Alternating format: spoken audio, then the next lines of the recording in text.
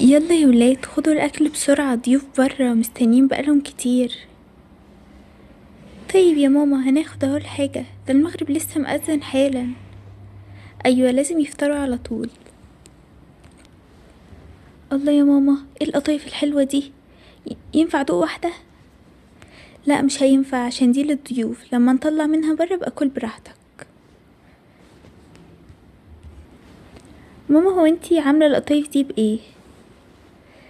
عاملاها بالمكسرات. الله حلوة قوي. انا نفسي ادوق منها واحدة يا ماما. ايوه وانا كمان.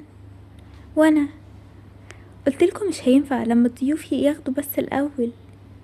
يلا نطلع الفطار بدل ما احنا قاعدين مقعدينهم كده برا. حاضر يا ماما.